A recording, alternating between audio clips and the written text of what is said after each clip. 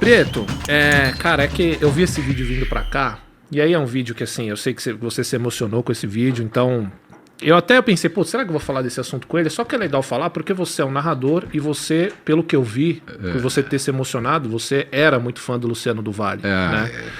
E foi um cara gigantesco, né? No nosso futebol, um cara muito respeitado, né? A gente falou com o Galvão também, e o Galvão respeitava demais o Luciano do Vale, porque tinha esse papo da rivalidade deles há um tempo atrás, ele até comentou sobre isso, né? Que é bom, inclusive, você ter um cara numa outra TV, porque te inspira, né? Sempre Claro, você tá melhorar melhorando e e tal. Como é que era essa sua relação com o Luciano, cara? Porque é um cara muito grande que, assim, poucas pessoas tiveram acesso a ele, né? E você era um dos caras que pôde ser Éramos amigo amigos, dele. muito amigos, muito amigos. É muito louco o que aconteceu, né?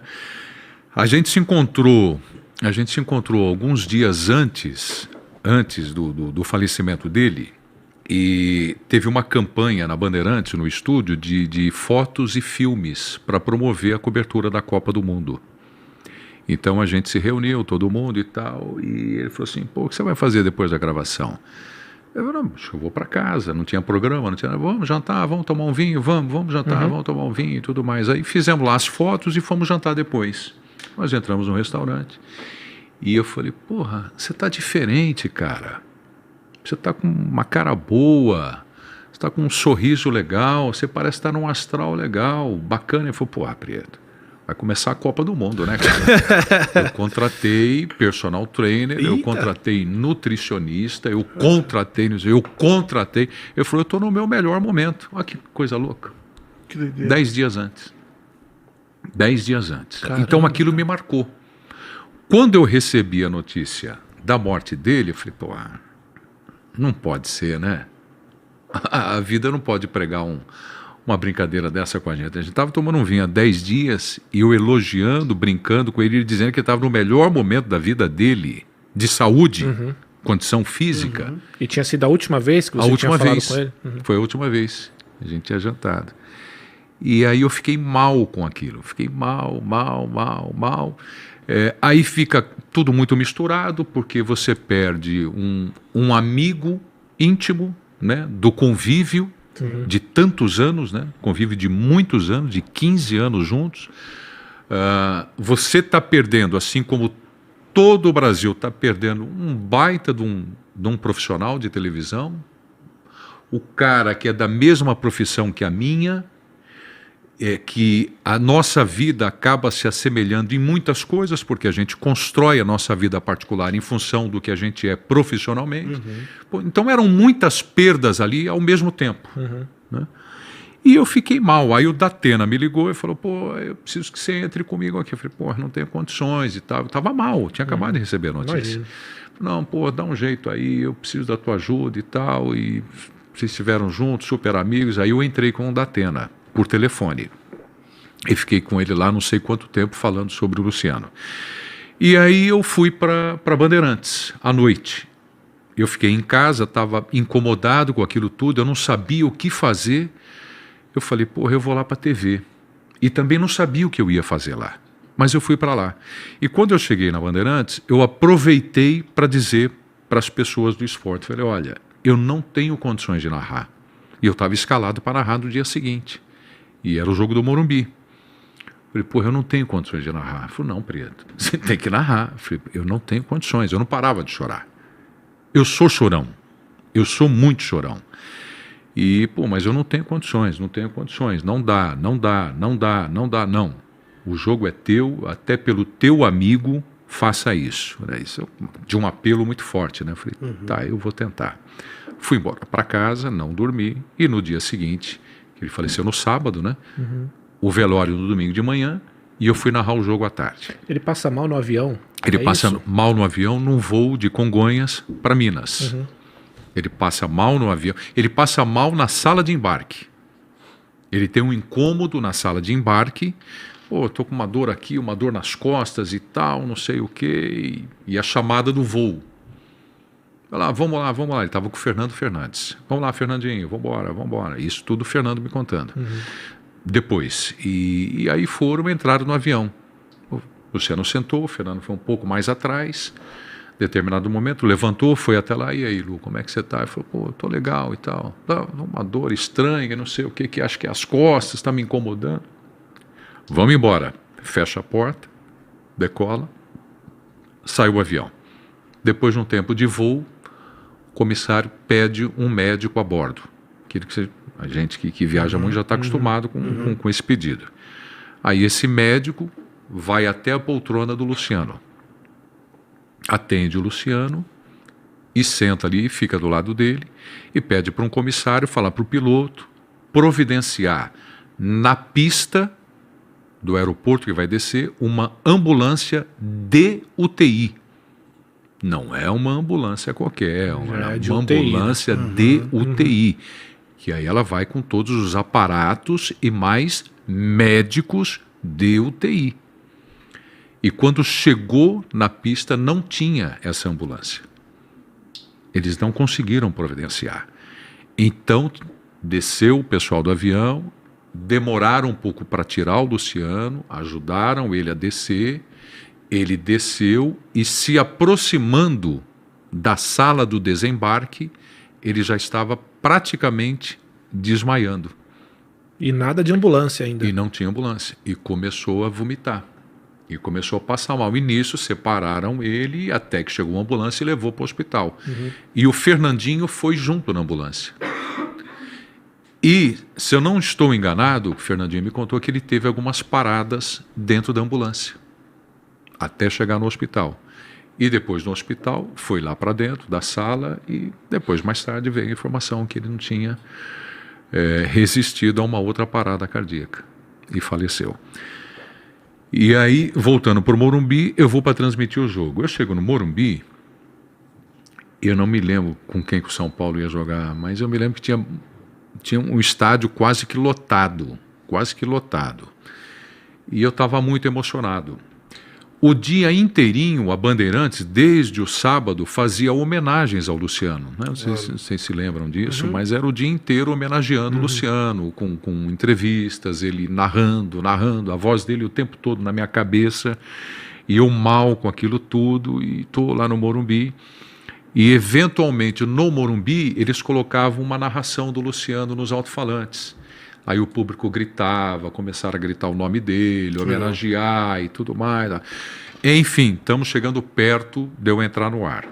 Aí eu me posiciono, o Edmundo estava comigo, eu estou posicionado de frente para a câmera, e quando eu passei na TV, no estúdio da Bandeirantes, eu falei para o Wesley, que era quem ia me acompanhar na transmissão, que é o Nelson, que eu contei para ele. Naquele dia era o Wesley. Falei, Wesley, faz uma coisa para mim.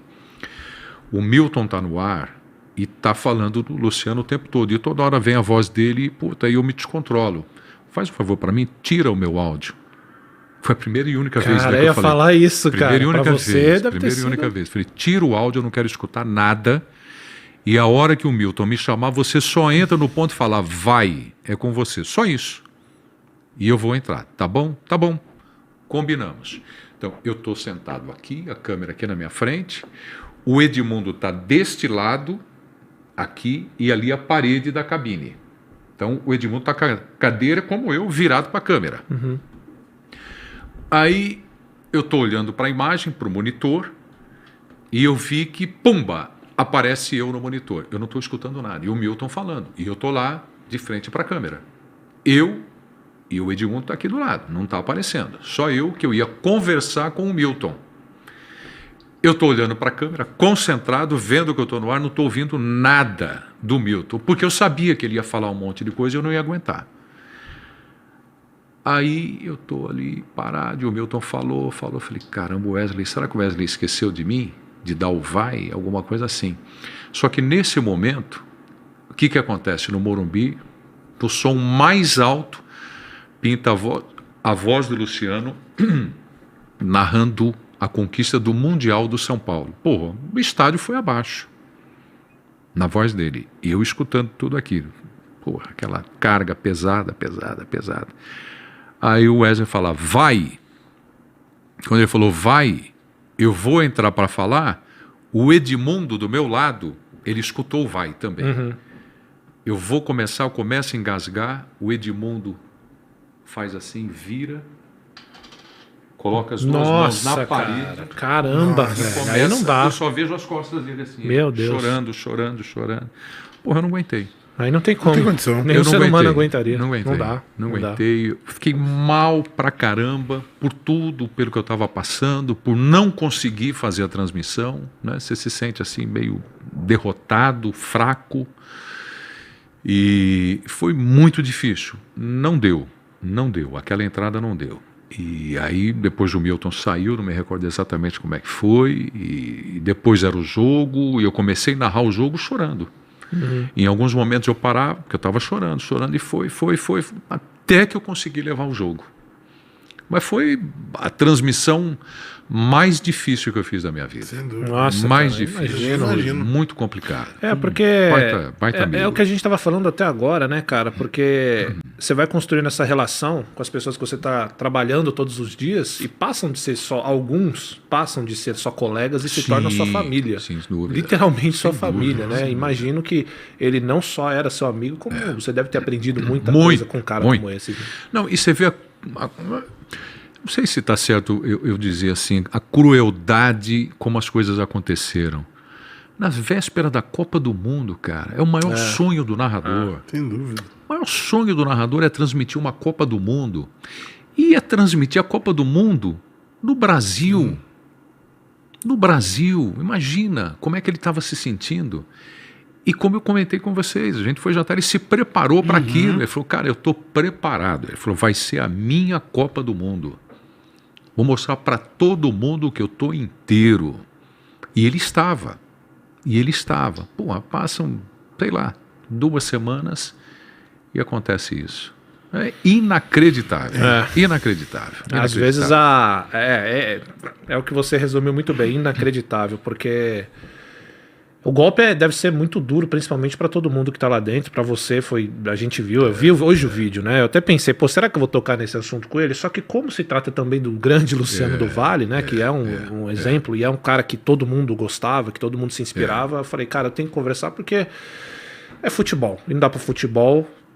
Acredito eu que todo mundo que vai falar de futebol com quem trabalhou com esse cara vai falar desse cara. Não pode deixar de falar, né? Por si só, eu já tinha uma carga de emoção muito forte à perda do amigo. E aí juntam-se esses ingredientes, esses elementos que as pessoas que estavam assistindo não sabiam. Né? Porra, o grito, na hora de eu entrar, sabe, os alto-falantes do Morumbi mete no maior, último volume, ele narrando o gol do Mundial de Clubes no Japão, do São Paulo. Pô, a torcida parecia um gol com ele ali. Pô, eu estava naquela cabine que a gente vivenciou o Luciano ali, porra, durante décadas, né? Então, puta, foi muito difícil. São muitas camadas de emoção muito mesmo, difícil, cara. E muito assim, difícil. o que dá pra levar também é que um cara desse, ele não vai, né? Ele tá aí pra sempre, o trampo dele tá aí pra sempre, né? É um cara que você vai poder escutar pra sempre, a história dele, o legado que ele deixou, tá ali, né? Então é uma coisa que hoje, quando você ouve, acho que já mudou um pouco, né? Você já sente mais uma sensação melhor, diferente. Um cara grande, convivi com esse mito. Né? Eu ouço hoje e continuo admirando, né? Falando, meu, que poder, né? De emocionar. Puta jeito diferente de transmitir, que coisa espetacular. Eu acho que eu tenho algumas coisas do Luciano, eu digo isso porque eu evitei a minha carreira inteirinha, e continuo fazendo isso, copiar ou fazer alguma coisa igual aos outros profissionais. Eu sempre tentei ser muito diferente. Não quer dizer que eu não me admire, claro. Puta admiração pelo Luciano, pelo Galvão, que é meu amigo, pelo Osmar Santos, pelo José Silvério, pelo Fiore Gilhote, entendeu? São feras do microfone. Mas eu sempre quis ser diferente. Mas o convívio de 15 anos com o Luciano acaba, como é que eu posso te dizer? Acho que a palavra é essa, acaba contaminando. Contamina. Então, às vezes eu faço algumas coisas que eu falo, porra, é o Luciano, né? Sabe? Sim. Não sei se vocês já tiveram essa experiência na vida, né? Alguém que vocês gostam muito, em algum momento, o trabalho que vocês estão fazendo, ou qualquer outra coisa que não seja o trabalho, mas que chama a atenção, fala, porra, me lembrou o Luciano. Sim. já aconteceu algumas vezes. E é uma coisa que, assim, que você absorveu sem perceber. Sem perceber. Né? Sem Acontece perceber, comigo bastante sem também. perceber. Não, isso é legal. Isso é legal. Amigo que você se inspira faz isso por você não mesmo, faz, né? faz, você faz. absorve. Cara, que legal, que história, hein, cara? Muito legal, porque assim, é um grande momento do esporte. Sim. Né? Um grande momento que eu digo assim, um grande... do Brasil, a história do esporte um do grande Brasil, sim. acontecimento. Né? E são caras muito grandes, cara. Pô, que legal, cara. Ele teve uma isso. importância gigantesca para tudo aquilo que nós estamos fazendo hoje, que foi o canal do esporte na Bandeirantes. Né? Foi uma revolução na televisão. Né? Ele revolucionou dessa forma. Muita gente fala, Luciano, do vôlei, isso, aquilo, do basquete, do esporte e tal. Bacana, do ponto de vista do esporte, dos atletas, ok, mas eu estou olhando, fazendo a leitura do meu ângulo, do nosso ângulo, né? De comunicadores. Né? Ele transformou a televisão. A Bandeirantes tinha uma grade de programação que foi, nós podemos dizer que foi a precursora do canal a cabo. Você não tem o Sport TV, a ESPN, o Paramount Plus, a parte segmentada só esporte? Não é segmentado só esporte? Só esporte. A precursora disso foi a Rede Bandeirantes. Ela tinha um domingo inteiro só esporte. Qual foi o outro canal que vocês viram fazer isso na vida de vocês? Era o sábado inteiro, o domingo inteiro e a faixa nobre do esporte. De segunda a sexta-feira, a faixa nobre, à noite, cada dia era um evento esportivo. O verão vivo, a cobertura, o verão inteirinho de esportes na praia. Pô, ele montou a primeira televisão segmentada de esportes. É, o grande pioneiro, né? Eu imagino que ele abriu de espaço para tantos profissionais. Né? Não, e é legal, cara, você falar disso, de absorver essas coisas sem saber, porque eu vi uma coisa, inclusive do Galvão, que ele estava falando pra gente, que ele falou isso e marcou isso na minha cabeça, que ele é um vendedor de emoções. Porque na hora que ele tá narrando, às vezes o lance nem é tudo isso. O lance no jogo em si. Só que a forma que o cara tá fazendo faz com que você veja um chute feio ser incrível. E é mais ou menos isso na narração, né? Que dá pra você absorver. É exatamente isso. Eu preciso me lembrar qual foi o comentarista que uma vez... Foi meio que um puxão de orelha. Não sei se foi o Juarez Soares. Putz, eu queria ser justo com quem me falou isso, mas eu acho que foi o Juarez. Acho que foi o China. Eu estava numa transmissão e depois do jogo ele falou assim, Preto, deixa eu te falar uma coisa. Você às vezes perde a oportunidade, olha que legal isso. Você perde a oportunidade de emocionar o telespectador. Eu falei, é mesmo, China? Acho que foi o Juarez. Por quê? Ele falou, porque às vezes tem alguns chutes que passam perto do gol, mas você antevê que realmente não vai ser gol, e você trata aquilo como uma coisa normal, não vai ser gol. Tipo, diminuindo o tom que você... Cara, que louco. Entendeu? Ele falou, você...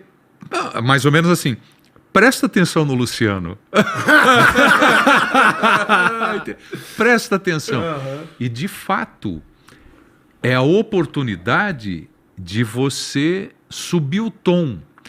E aí entra uma coisa muito importante no que eu estou dizendo. Não é simplesmente você subir o tom da voz. Não é só isso. É você incorporar aquilo. Porque para muitos torcedores, aquela bola foi perigosíssima. Foi perigosíssima. Só o fato dela passar perto da trave foi quase um gol, mas muito próximo do gol.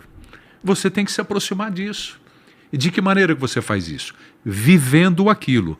Sabe o que eu aprendi também com o Luciano? Olha que legal. Naquele dia que a gente se encontrou no estúdio, isso que eu vou contar para vocês, eu valorizo demais e eu nunca mais me esqueci disso. Naquele dia que a gente se encontrou no estúdio para fazer as fotos e os filmes promocionais da Bandeirantes para a Copa do Mundo, um diretor me chamou. Falou, Preto, vem aqui, nós vamos fazer um tipo de gravação. O estúdio ele estava montado, para vocês terem uma ideia, para quem está acompanhando a gente, tinham vários setores dentro do grande estúdio da Bandeirantes. Então, numa parte tinha fotógrafo fazendo fotos. Do outro lado tinha outro fotógrafo fotografando a equipe de esportes, mas com um figurino diferente. Num outro canto do estúdio, um set montado para fazer filme com você parado, para fazer efeitos. Num outro lugar, uma cabinezinha para você fazer imagens também. Aí o diretor me chamou naquela cabine e falou assim, Preto, chega aqui, por favor, e tal. Pois não. Falou, porra, nós vamos gravar aqui vocês narrando um lance bem emocionante, para a gente fazer uma vinheta bonita. Legal? Você topa? Eu falei, topo. Então você vai narrar aí um ataque da seleção brasileira e um gol do Brasil. Tá bom? Eu, tá bom. Quem que vai gravar isso? Ele falou, você e o Luciano. Eu falei, pô, vamos fazer o Luciano primeiro? Né? Claro, respeito, pô. né? Claro. Vamos fazer o Luciano primeiro, né? Ah, bom, você prefere? Não. Eu prefiro perguntar para ele se ele quer fazer primeiro. Pelo menos, né? Ah, não, pô, tudo bem. Luciano, vem cá, por favor. Pois não. Aí o Luciano atravessa lá o estúdio. Pois não. Falou, Luciano, tô falando pro Prieto aqui, ele vai gravar um gol do Brasil, ou um gol da Holanda, da França, da Bélgica, para a gente usar essa emoção de grito de gol de vocês numa vinheta, né? Que a gente vai sonorizar e fazer um negócio bonito e papapá. Luciano ouviu, Você entendeu, Luciano? Ele falou, entendi. Você pode fazer? Ele falou, não. O cara ficou sem graça, né? Sem graça. Inesperado. Luciano, daquele tamanho, né? Falou, mas Luciano, deixa eu te explicar. Ele falou, não precisa explicar. Eu já entendi. Ouviu tudo? Ouvi tudo. Ele falou, mas você entendeu mesmo? É a sua voz, Luciano. Você, narrador, você narrando. Ele falou, filho, deixa eu te dizer uma coisa. Você não está entendendo. Aí é pesado. Aí já é uma bofetada que... O famoso deixa eu te explicar. Deixa eu te dizer uma coisa. Eu não invento narração. Eu me emociono na narração. Está acontecendo algum gol aqui para eu narrar? Não está. Então é mentiroso. Caramba, cara. Eu não minto. Eu não vou me emocionar. Prieto, você vai fazer? Eu falei, eu acho que não. Eu acho que não. Aí você falou que ia fazer? Não.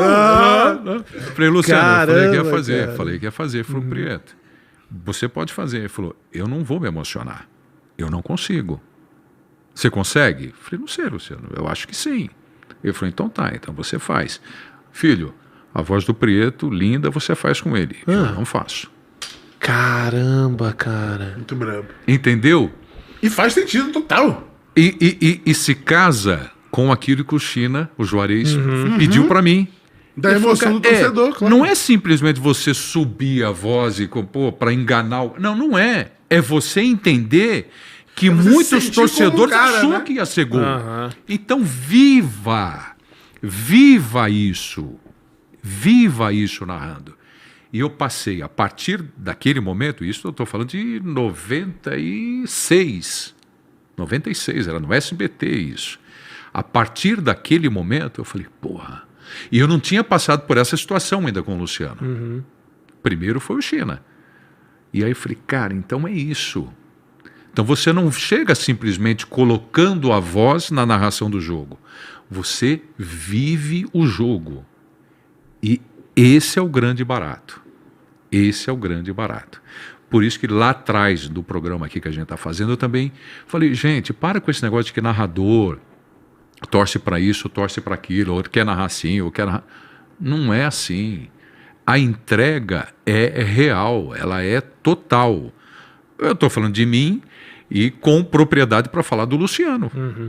Era desse jeito. Cara, é assim que funciona. Só aulas, né? Você vai trabalhando nesse meio, você vai ganhando uma pancada atrás da outra e aprendizado. Todo dia, pô. Nossa, Viva, incrível. Cara, você se emociona.